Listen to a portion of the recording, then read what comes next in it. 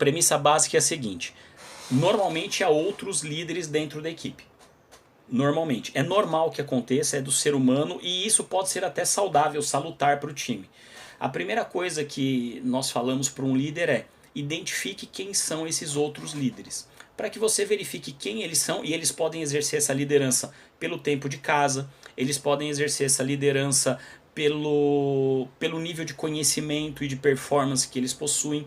Eles, líderes, podem exercer essa influência pela comunicação. São pessoas normalmente comunicativas, boas de resenha, que têm bom trânsito entre as pessoas, boas de relacionamento. Essas pessoas podem exercer liderança dentro da equipe, a exceção, né, ou além, melhor dizendo, do líder, porque elas têm um maior conhecimento do sistema, de como as coisas funcionam. Ou seja, o cargo não credencia esse líder, a função, né, o pedigree não credencia o líder a exercer liderança. Ele pode ter o cargo de líder e não exercer liderança. Quando ele detecta quem são os líderes além dele dentro do time, ele tem algumas posturas a serem tomadas. Se ele percebe que essa liderança é uma liderança alinhada com a liderança dele, ele traz essa pessoa para perto, e essa pessoa passa a ser, dentro da equipe, um fomentador daquilo que é praticado.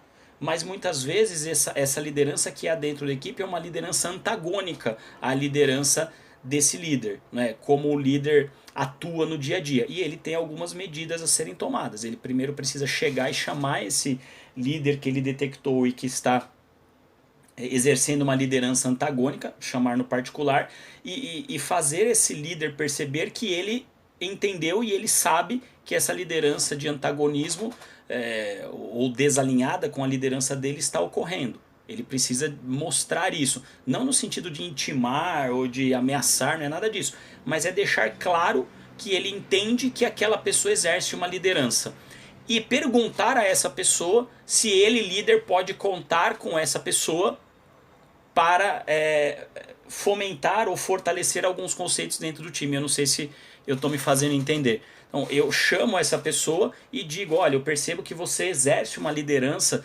dentro da equipe, e aí eu vou até mencionar, por tempo de casa, porque você tem muito conhecimento sobre o processo, as pessoas gostam muito de você, você se relaciona bem com todas elas, você se comunica muito bem com todas elas, e eu quero saber.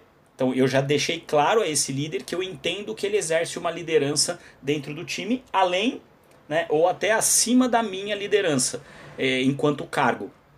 E eu vou perguntar a ele: nós precisamos implantar algumas coisas dentro da equipe, nós precisamos fortalecer alguns conceitos dentro da equipe, e eu percebo que você exerce a liderança, eu posso contar com você?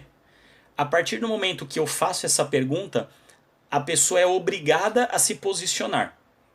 Se ela se posiciona dizendo sim, pode contar comigo, das duas uma: ou eu posso contar com ela mesma e ela muda o padrão, não é sempre que acontece, mas acontece, e ela passa sim a ser um fortalecedor desses conceitos, e eu puxo esse líder para o meu lado. Ou ela vai dizer sim, mas na prática ela não fará isso.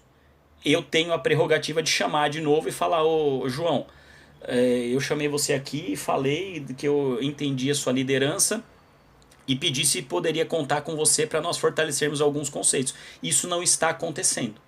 Então, eu tenho essa prerrogativa. Ou o líder vai se posicionar, esse outro líder, que é o líder informal que a gente chama, ele vai se posicionar dizendo que não, que o líder formal não pode contar com ele.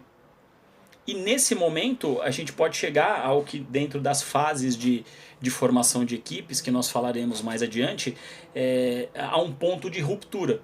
E nesse momento é a hora do líder de cargo, né, o líder de direito, como a gente diz, ele fala: tudo bem, eu não posso contar com você por qual motivo. Nesse momento o líder tende a se posicionar: não, por causa disso, porque eu não concordo com isso, porque eu não concordo com aquilo, porque eu não concordo com aquilo outro. E talvez seja até o momento de uma DR positiva para que algumas arestas sejam aparadas.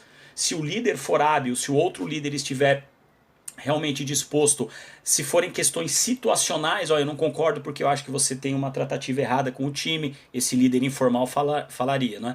Eu não concordo porque você privilegia o João em detrimento do José, isso tudo, aquilo que estava debaixo do tapete vem à tona e pode ser trabalhado se ambos estiverem voltados à resolução propriamente dita. Ou ali necessariamente acontece um ponto de ruptura onde esse cara que é o líder de direito, que é o líder do cargo, ele vai saber que ele tem um antagonismo dentro do time e que esse cara está contra ele e ele vai precisar tomar providências. Eu não sei se essa providência vai ser um desligamento, e muitas vezes o líder de direito, o líder do cargo, não pode desligar a pessoa, ou por questões da empresa, ou por questões de trabalho. Esse líder, ele é tão bom no que faz e o líder do cargo não tem um substituto para ele. Percebe o quanto de nuances e sutilezas há nesse processo? Não é? Então, quando eu tenho um líder, eu percebo esse líder que normalmente existe principalmente em equipes maiores, acima de 6, 7 pessoas.